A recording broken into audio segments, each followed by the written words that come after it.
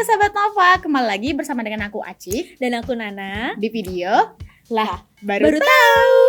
Nah, aku nih lagi liatin expired date dari... Kenapa sih Cik harus diliatin banget?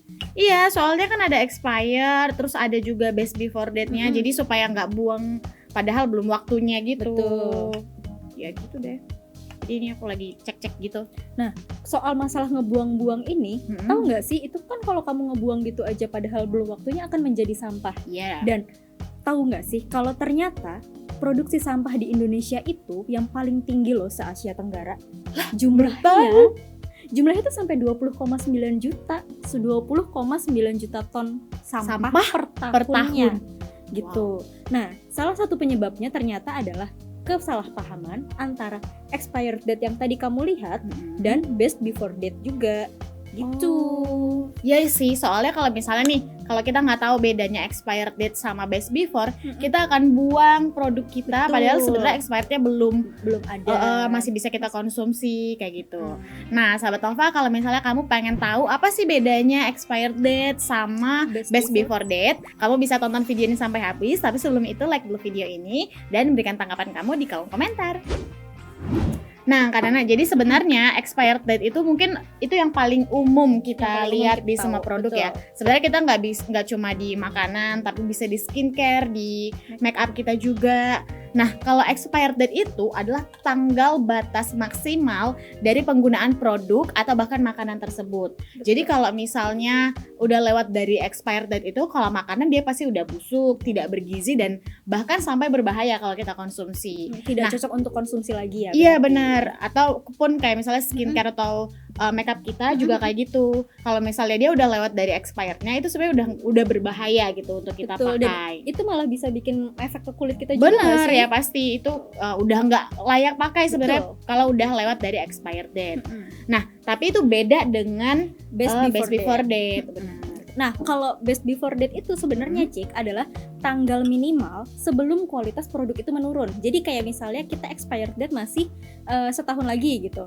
Lalu best before date-nya ternyata sebelum ada 1 tahun. Cuman makanan itu akan rasanya mulai menurun dari yang rasanya manis, jadi bisa lebih ke asam, terus jadi nggak enak lagi buat dikonsumsi. Sama juga dengan make up, best before date-nya saat best before date-nya sudah lewat, dia bisa aja kalau memakai lipstick kayak nge-crack jadi nge-crack gitu. Iya, jadi bener, bikin penampilan kita juga nggak oke juga kan kalau misalnya tetap dipakai gitu. Oke, jadi ada kemungkinan kita masih bisa sebenarnya mengkonsumsi atau menggunakan produk yang lewat sedikit-sedikit dari best before-nya. Betul. Gitu ya. Asal nggak nyampe di waktu expired-nya. Oke, nah itu dia. Nah, tapi sebenarnya selain kedua itu, selain dari expired date yang biasa kita lihat, terus best before itu biasanya best before memang buat makanan ya. Nah, tapi ada juga nih sahabat Nova yang disebut dengan manufacturing date. Nah, itu biasanya disingkat dengan MFG. Kalau sahabat Nova lihat, kok bukan expired atau biasanya kalau expired EXP. Terus kalau best before dia akan tulis best before. Nah, tapi kalau misalnya sahabat Nova lihat MFG, itu tuh manufacturing date, itu adalah tanggal di mana produk tersebut dibuat. Tapi kita bisa mengira-ngira konsumsi atau penggunaan produk tersebut 2 tahun dari tanggal MFG tersebut. Jadi kalau sahabat Nova mungkin menemukan MFG, terus lah kok ini 2023 padahal kayak udah lewat mungkin. Apa ini udah nggak bisa dikonsumsi? Enggak ya. Jadi MFG itu memang kita bisa mengira-ngira 2 tahun lamanya gitu. Jadi misalnya di suatu kemasan tuh tercantum 2, MFG dan EXP. Kita sebaiknya ngikutin yang mana?